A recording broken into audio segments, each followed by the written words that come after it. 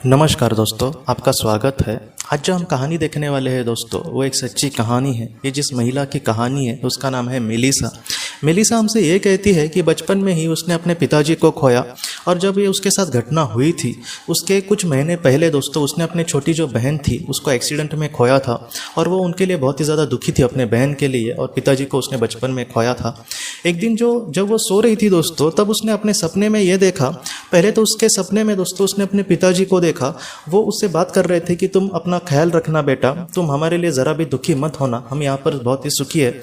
Melissa ये कहती है कि हाल ही में मैंने अपने पिताजी के बारे में इतना मैं सोचा नहीं था, लेकिन फिर भी आज वो मेरे सपने में ऐसी बातें क्यों कह रहे हैं मुझे पता नहीं चला।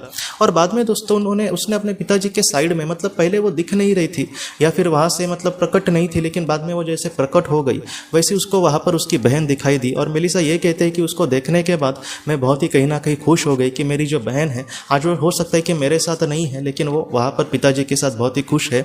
मेलिसा ये कहती है कि हाल ही में उसने उसको खोया था, इसके लिए उसका लेकर उसका जो दुख था वो बहुत ही ज़्यादा था।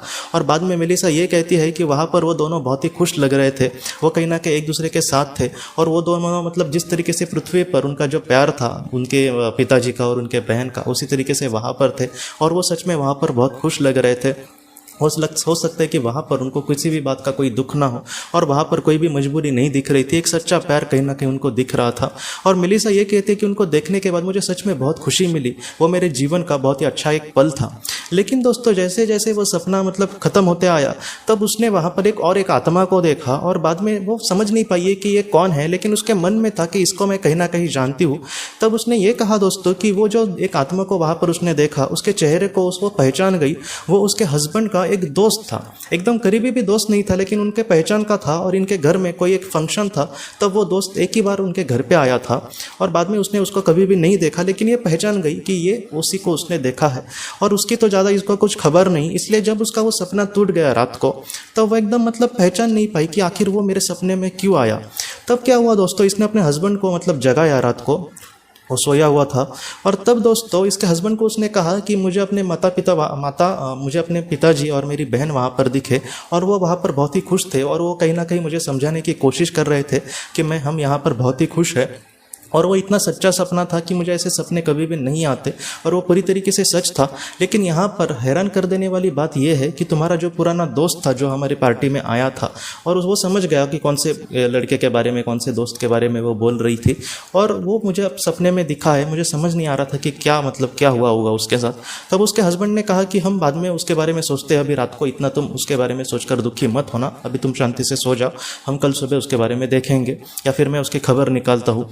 तब बाद में क्या हुआ दोस्तों, सुबह जब हो गई तब इनको खुद से उसके हस्बैंड को फ़ोन आया, और उसको ये पता चला कि उसका जो दोस्त था जो उसके पार्टी में आया था, और उसके वाइफ को उसने अपने सपने में जो जिस दोस्त को देखा था उसकी कल रात को डेथ हो गई थी दोस्तों, उसका हार्ट अटैक आया था और वो इस दुनिया से चला गया था। और ये पूरी तरीके से शॉक हो गई कि कैसे वो उसी दिन सपने में आया था, और बाद में उस वक्त शायद वो इस दुनिया में उसी वक्त उसने शरीर छोड़ा होगा, और कहीं ना कहीं उसने दिखाने की कोशिश करी होगी। क्या है दोस्तों, ये जो बात है दोस्तों, मेलिसा ये कहती है कि मैं भी इन बातों को नहीं समझ पाई कि वो आखिर मेरे सपने में क्यों आया। लेकिन ये बात कहीं ना कहीं मुझे अपने में विचार से कहता हूँ कि हो सकता है कि वो इसलिए आया होगा कि कहीं ना कहीं ये जो कहानी है वो उसके पिताजी को और उसकी बहन को, जो एक दूसरे से बहुत ही अंतर में वो इस दुनिया से चले गए, लेकिन फिर भी वो वहाँ पर खुश थे।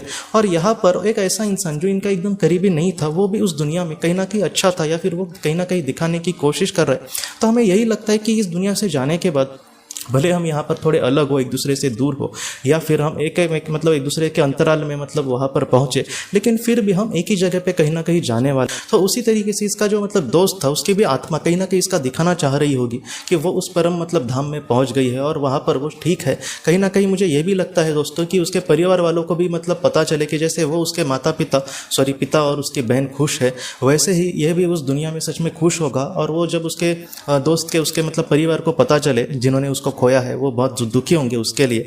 लेकिन ऐसे वक्त में जो मेलिसा ने जो भी चीज़ें देखी उससे उनको भी कुछ राहत मिलेगी, शायद हो सकता है कि इसलिए उसने दर्शन दिए होंगे। तो ये जो बात है दोस्तों कहीं ना कहीं हमें यही सिखाती है कि अगर हमने किसी अपने को खोया है तो उनके लिए आप ज़रा भी चिंता मत करना। हमारे जो करीबी लोग हैं वहाँ पर वो एक साथ और बहुत ही अच्छे से होंगे। बस इस जीवन में हमें जितना हो सके अच्छे तरीके से, अच्छे कर्म से जीवन में आगे बढ़ने की कोशिश करनी होगी दोस्तों। हमारे जो अपने हैं वो हमेशा हमारे साथ है।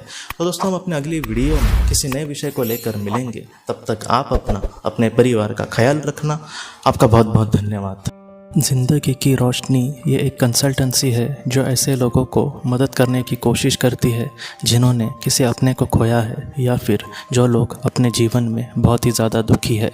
जो लोग इस संस्था के साथ जुड़ेंगे उन्हें पास्ट लाइफ रिग्रेशन की ऑडियो, ध्यान करने के लिए 5 ऑडियो, 10 ऑडियो बुक्स और उसके साथ साथ PDF किताबें, मतलब ऐसी किताबें जो मोबाइल या फिर लैपटॉप या फिर कंप्यूटर पर आप पढ़ सकते हैं, ऐसी किताबें उन्हें ईमेल पर या फिर व्हाट्सएप पर भेजी जाएंगी। जो लोग इस संस्था के साथ जुड़ना चाहते हैं वो कृपया इस नंबर पर व्हाट्सएप मैसेज करें। आपका बहुत बहुत धन्यवाद।